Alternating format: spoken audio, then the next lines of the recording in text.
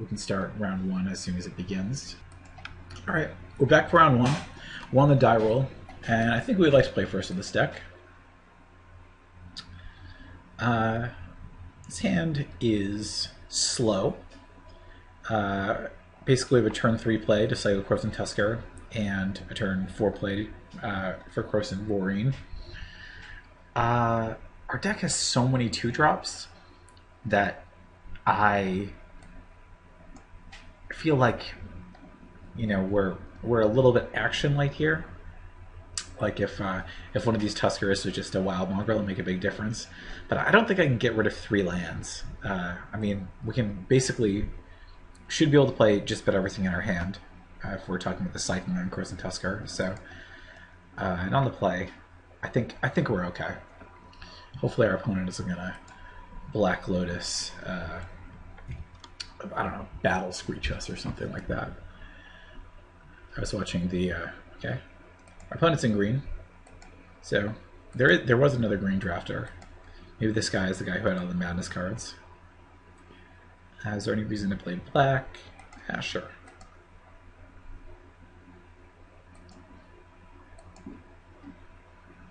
So, see what he...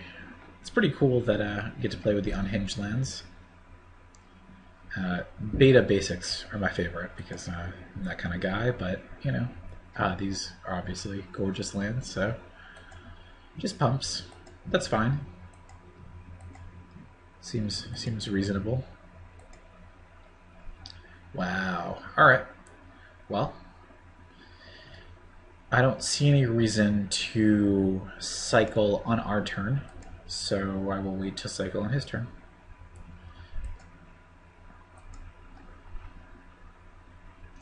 Yes, it's definitely... Our hand is very grindy. I mean, so we're playing the mirror, I guess. So, while I don't feel good about him just, you know, hitting us for 3 each turn, I do feel good about him not playing a 2 or 3 drop. So, okay, yeah, we'll do that. We'll get a Swamp, and we'll draw a card. And of course, it's an Elephant Guide. Here, I think we just want to get something out on the board. Corson Voreen is interesting because it does sort of disincentivize. Well, it doesn't really disincentivize him for attacking.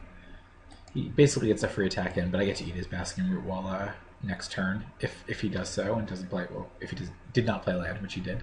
So, but next turn, depending on the way he taps, I can also put the Elephant Guide on Corson Voreen and basically just tick off. All right, so he's not. Okay, that's a card. All right, what are our options here? It is Blaster My Shroud, so we can't provoke it. I'm trying to think. I kind of still like putting the Elephant Guide on Corson Voreen and eating the Basking Root Wall of that. Puts him down to just the Blastoderm. Jeez. Blastoderm does get out of hand really fast, but at the same time, you can't use any pump effects on it or anything. So it's not like he can berserk his Blastoderm to deal, you know, 1 million damage out of nowhere.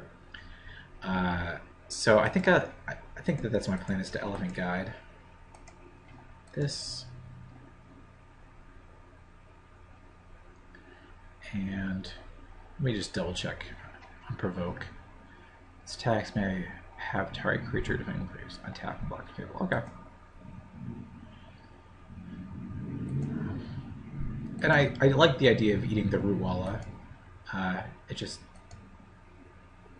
Yes, let's use that ability. Just one less thing we have to worry about. You can't block like that.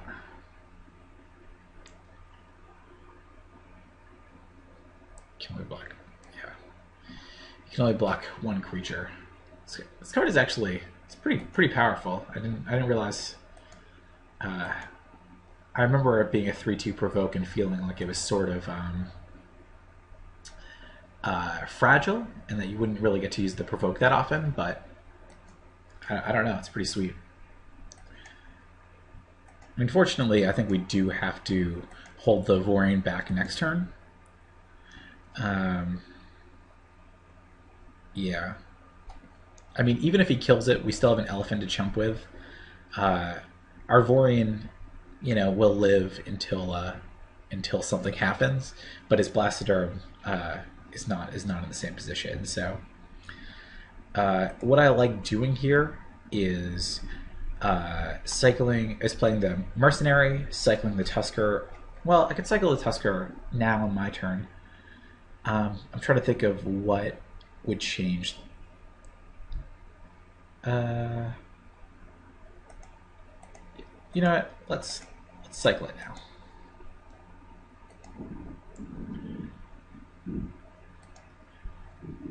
Yeah, the reason I want to do this is in case I draw into something like Trainer's Edict, it's gonna change my line of play. Okay. So I think I just want to play the Dothy Mercenary here.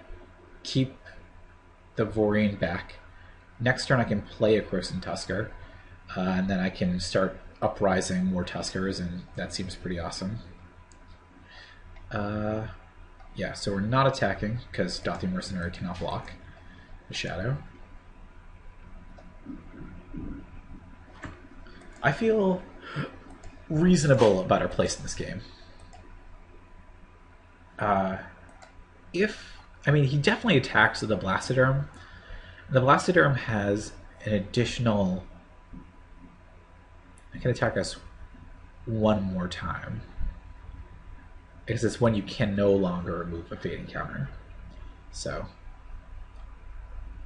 Alright, he's got the Dark Hatchling, so he's going to kill our Croson Vorian.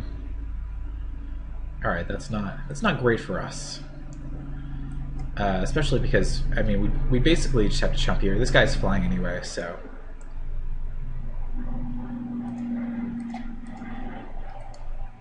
It's not a damage race we're gonna win against a big flyer. So... Huh. Raphellos, you say?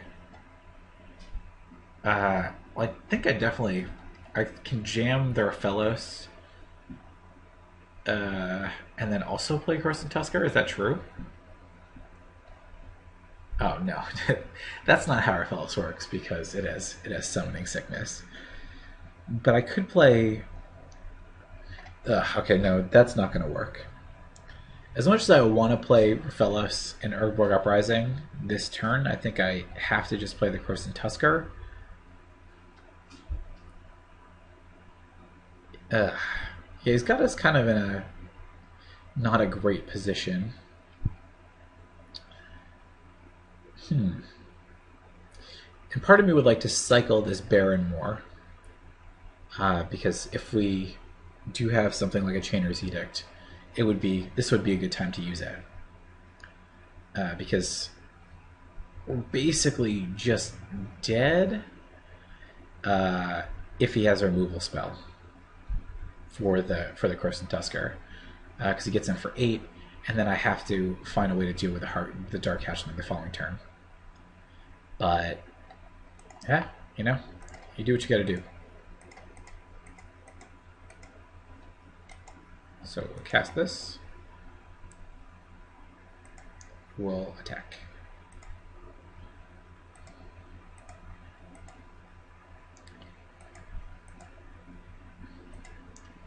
Yeah, this game seems like it might be a little bit out of our reach, especially because we really don't have very many flyers at all. It's going to be pretty awkward too if we get our own Dark Hatchling, because we might have to target our own guy. Alright, he's got the Expunge. So we're not just dead unless he has a pump spell. The Blastoderm does die next turn, so that's a positive.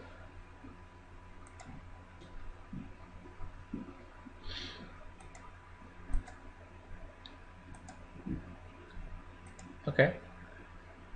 Well, this is not great. So, what are our outs? I have to think about this. We need a way to kill Dark Hatchling.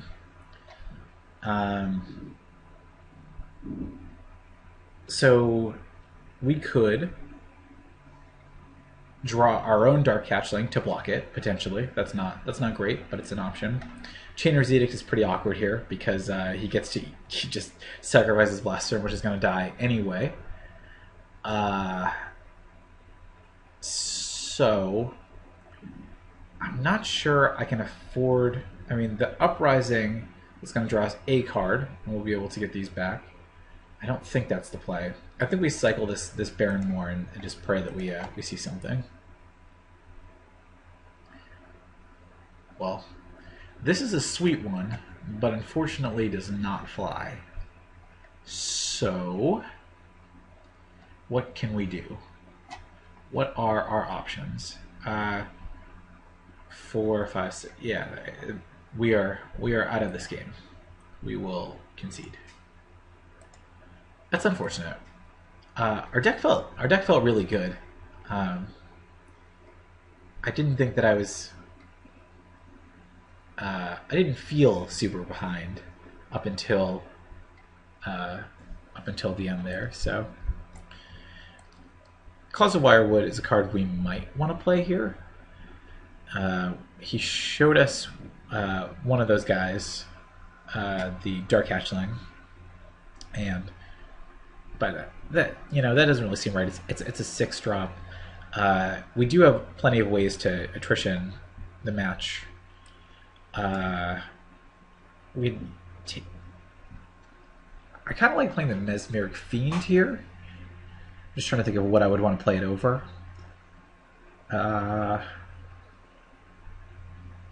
Disc. Could play Disc. This deck I mean, we have a ton of 2-drops, Our deck just felt very slow that game. So, I think I'm okay just submitting as is. And I'd like to play first. No, I would not like to mulligan this. It's an interesting hand. This Elephant Guide is not doing too much for us. And the Expunge might not end up doing anything for us either, because he is a black deck. But, geez, it's got the root wall start again. All right.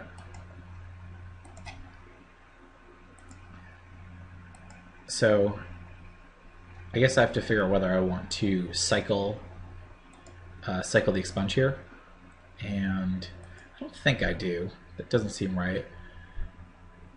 Our opponent really didn't play anything up until turn 4 last time, the Blastoderm.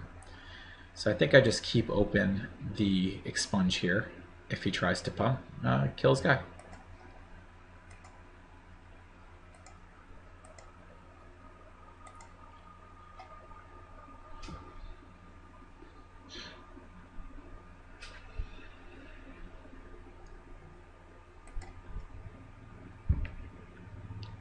If he doesn't pump, I don't think I want to Expunge it.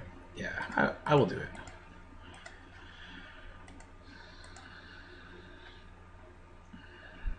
If he does play a Blastoderm here, it's going to be pretty bad for me.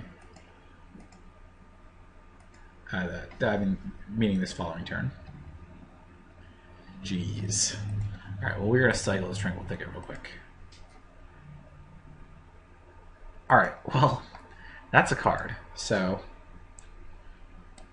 I think I'm just going to jam it next turn. We won't have the Regenerate up, but there aren't a ton of black removal spells that are going to kill it, so...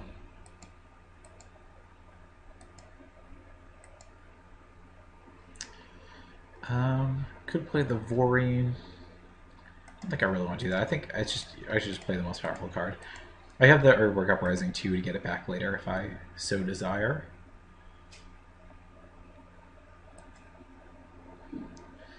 Yeah, because Spirit Monger is a black card.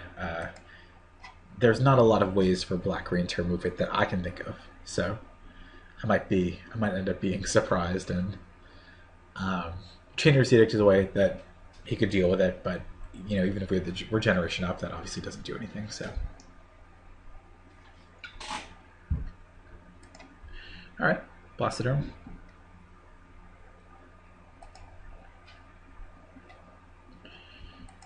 I would have called him. I would have blocked the shout if he did attack with it. So,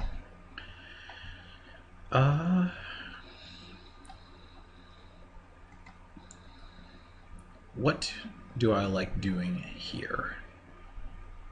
Kind of like playing the Crossend Vorine. It makes sense for me to wait out this Blastoderm, I think.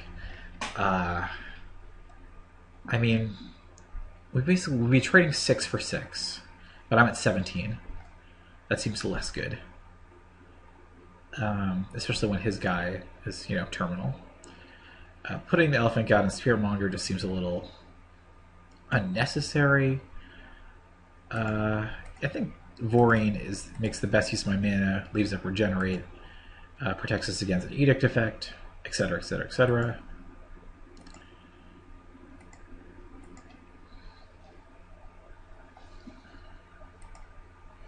Yeah, Spirit Monger's the real deal.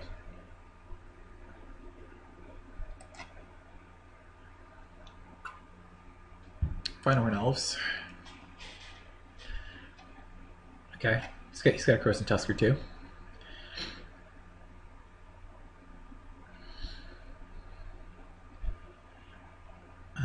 I can also just start picking off his guys. I think next turn I'll pick off the Finehorn Elves, because why not? He's got a forest. Okay. He does seem a little land light. He didn't play a land this past turn, I believe. So. I don't think he has any good attacks. Yeah, Blastoderm's interesting too, because you know that they can't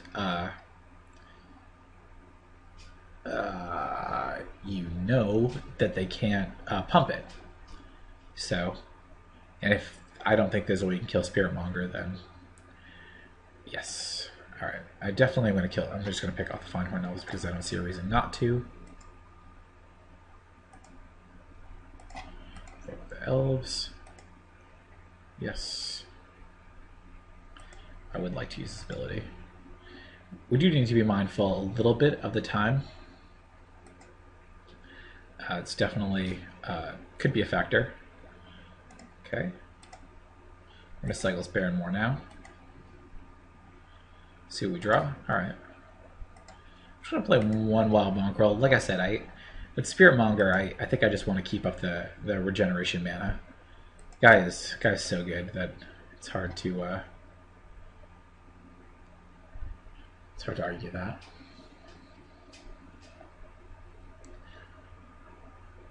Desert Twister. Alright, well, I will regenerate.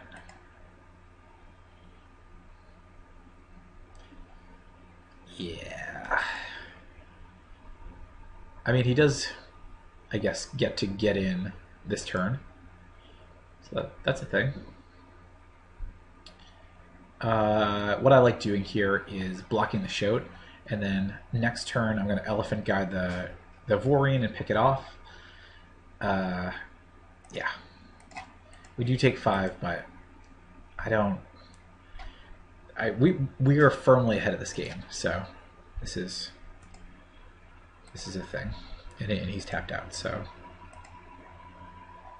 Ooh, we even have the Basking Rootwalla. Well, that's awesome. What do we want to do here? Oh yeah, Elephant Guide. Put on the Vorine. We may as well attack with the Wild Mongrel as well, because why not?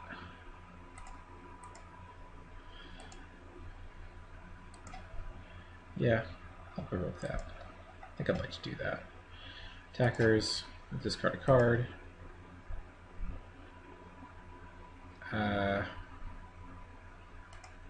Discard Madness. Did I not do that right? Okay. Okay. Cast Madness. The Madness, playing a card with Madness feels just really weird, so it's black. It's pretty cool.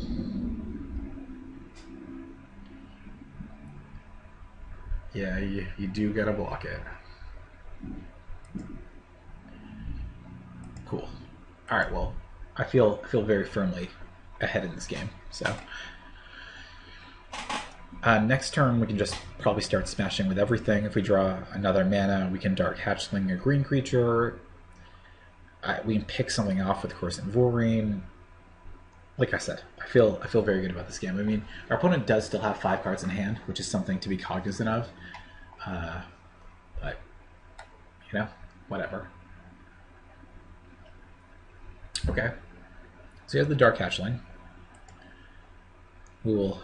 I assume he's going to target the Coruscant Voreen. Yeah, okay. Okay. That's fine. Hopefully it doesn't have too many of those. That would be kind of annoying. Alright, so here this blaster is going to die, so we attack with the Spirit Monger. We don't attack with any of these other things because he can pick them off, and that's not value.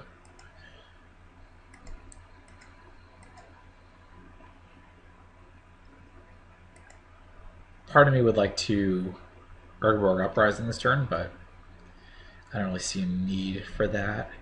6, 7, 8. And I also think I just want to keep the Wild Mongrel in my hand as opposed to committing more resources to the board in the event that he has Famine or something. Alright. That dies. Hopefully he doesn't have something like a Symbiotic Worm. That would be pretty annoying. 6. I mean, he could. I passed them, so.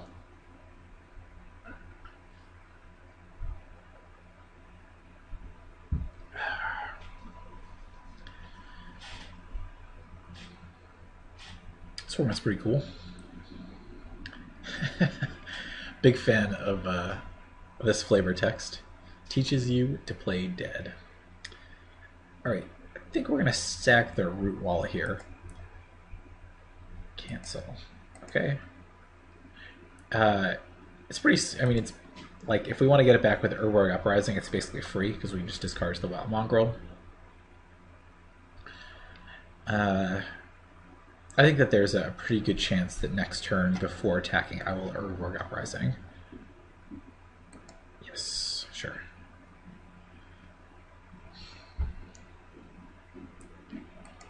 Alright. He is attacking. So, it's gutsy. I mean, I guess his blocks aren't very good, and he's got a... He might have, like, a pump spell or something. Like, there's still ways we could lose this game, so... it's worth noting. I want to tap like this and Urborg Uprising. Get these two guys back. We're also 6, 7, 8, 9, 10. I mean, we're also threatening lethal. I don't think that there's a fog effect in this format. I mean, I do think there's a fog effect, but I don't think it costs 1 like fog. So we will wait. We will discard a card. Discard with Madness. Okay. It really is like kind of annoying. I mean, it might be kind of a weird ability. Right, so it's going to be a 3/3. It's going to be a 4/4. Be black. Be black still. 4, that's 10. And I still have 1 on the stack, right? Yes. Alright, that's 11. We'll go with that. Sweet. I'm thinking about this Claws of Wirewood now. I mean, I guess we've only seen the 1 Dark Hatchling. It was just 1. Because it's, I mean, unless he has 2 foil Dark Hatchlings. That game it felt very beatable, so I didn't really feel bad about it at all. And he didn't show us any other flyers, so I don't know. This still seems kind of poor. 11 Guide isn't too great, considering he has a lot of removal, but you know, we still get a 3/3 out of the deal, so it doesn't seem that bad. Alright, I'm fine keeping this. Our opponent has a lot of time on us, which is something to consider. Yeah, I think that this hand is fine. I would not like to mulligan.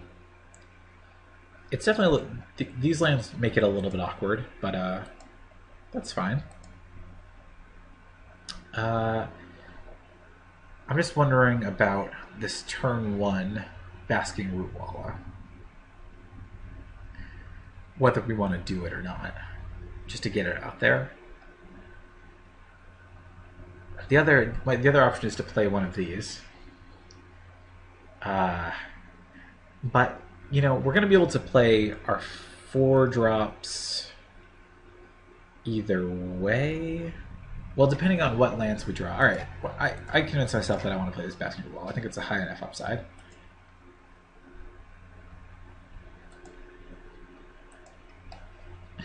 These lands are really interesting.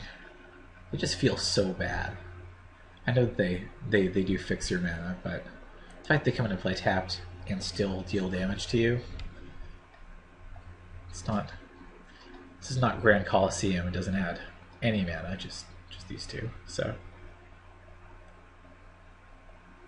all right, I don't mind sacrificing this Rootwalla. I mean, I prefer to have sacrificed this Brindleshote, but this is interesting. I think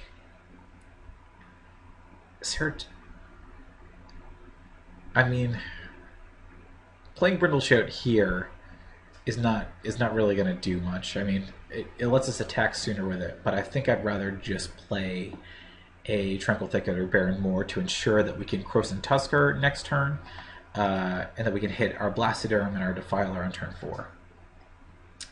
I'm trying to think if there's any rationale that one is better than the other, but I don't think there is.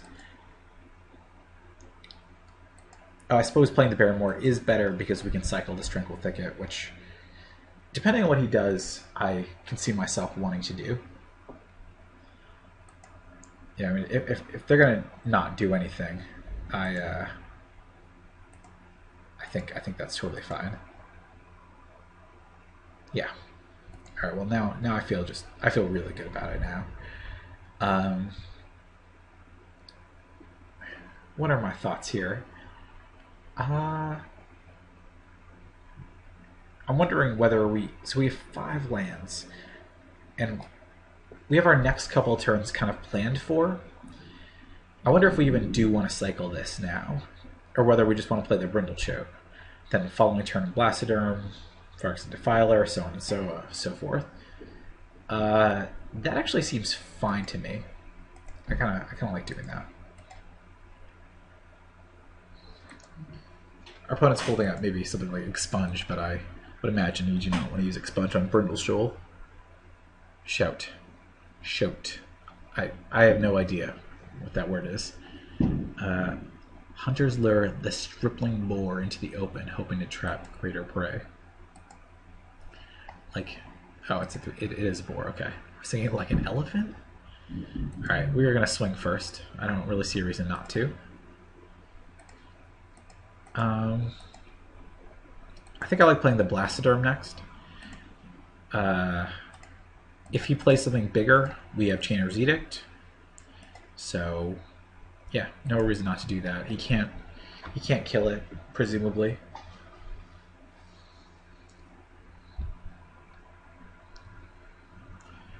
If he has something like the guy that makes you sacrifice, that's totally fine.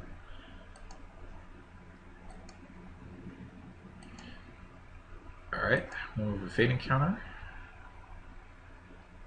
I think we'll smash with both and then play Jungle Worm. That seems like the play.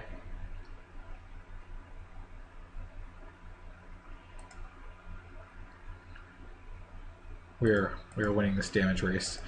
There might be an argument to not attack with the Shoat. So you can just pick it off, and then if he does have like an edict effect or something, we didn't get as much value, but yeah, maybe that was not right. Yeah, whatever.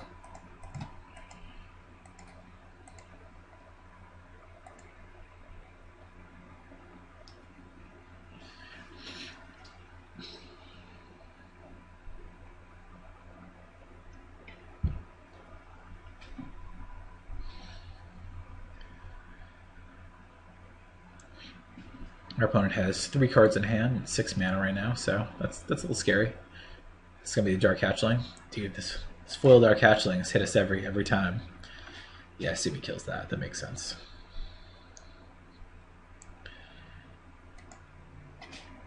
We still get to attack with both next turn, or we don't need to. I think we Edict. We can Edict, then play Defiler post combat.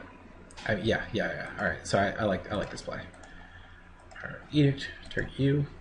We'll smash with both, or smash with. I mean, you know, it depends. We don't smash with both if he leaves with the Mantis, I suppose.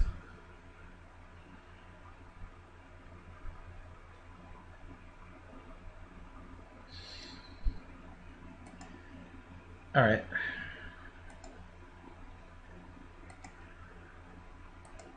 We could represent a pump spell, but at this point, like, he's far enough behind that I don't really know that if he can really even afford to really play around it. So Defiler's pretty sweet. It's a hill giant with a pretty big upside.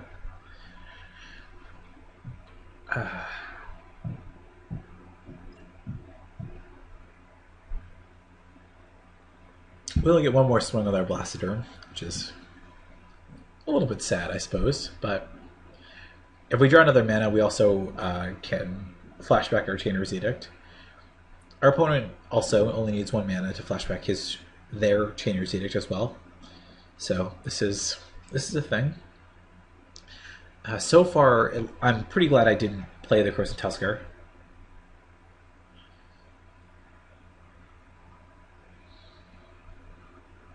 It's gonna Tendrils.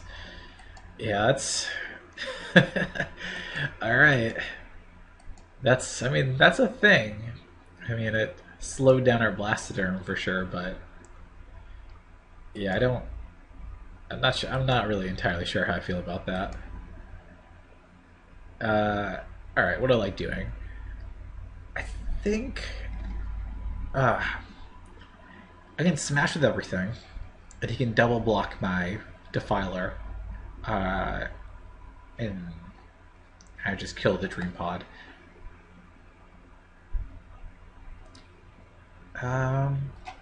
You know, I think I actually don't mind that.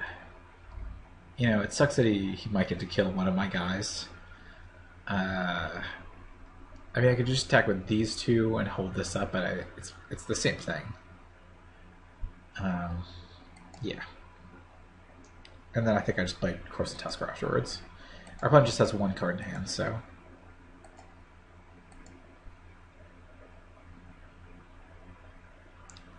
I think it's pretty likely we see a double block here. You know, we're representing like a lot of removal spells, but I think at this point they can't really afford to, or not. Okay. I'm just gonna jam this Crimson Tusker. Crimson Tusker. Pretty sweet card.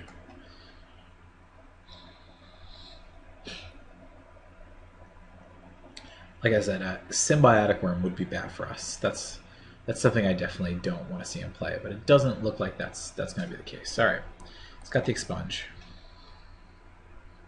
Our Blastoderm does die this following turn, so ooh, Death's Head Buzzard. Okay, so all right. Our opponent is slightly ahead on the board, so yeah. We're bad people. Okay. My attacks aren't that good. I could Edict, but I think it's just better to play Spiritmonger. So let's do that. 3, 4, 5. We'll put up double regen. Then we just start smashing. If we want to, I don't know. I don't think Death's Head Buzzard really changes that much in this matchup. I don't think we have any X1s aside from the Basking Root Wall or Brindle Shout, which we obviously don't mind dying.